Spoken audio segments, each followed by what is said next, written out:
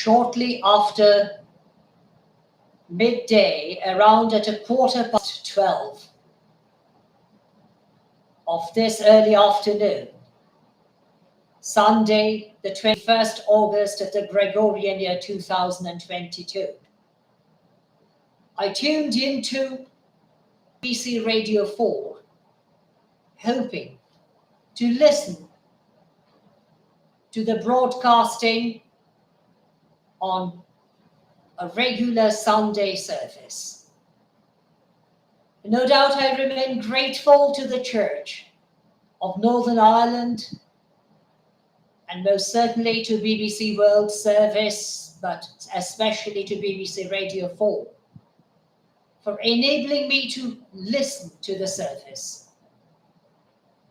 But the preacher began in his ecumenical service by emphasizing the fact that this very day is recognized as the International Violence Day. What a shocking expression, I thought. Indeed, I raised the question upon my own mind in inviting my fellow global citizens to react. Whether we truly deserve such a day on this, during the first quarter of the 21st century. A day of violence would have been justified, perhaps, and it was a general practice during the First and the Second Stone Ages. But if we human beings truly have come forward, if we truly advanced, if we truly persuaded the true goal based upon true civilization, I begin to wonder whether and why we still have to tolerate violence in various spheres, not merely of the world, not merely of our communities, but even in our own houses, at our own homes, known as domestic violence. The current warlike situations prevailing in Eastern Europe is alarming enough. And no doubt certain fanatics, including dictators, even in the Far East and in certain other Eastern countries of Asia, have been raising alarm for several decades, and indeed very readily during the past few years. The wars continuing in the Middle East, the wars which began a number of months ago in Eastern Europe, certain dictators threatening to use nuclear powers, even against a superpower in the Far East,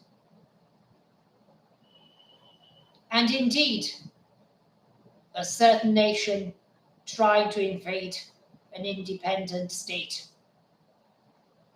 if necessary by force as they allege, have been causing sufficient alarming occurrences on the minds of reasonable men and women, even upon the mind of a modest public servant, as I happen to be, who takes pride in calling himself a global citizen. however unworthy I may be. But what about our communities? Why do we need still to be alarmed by the violence that is occurring even in our societies?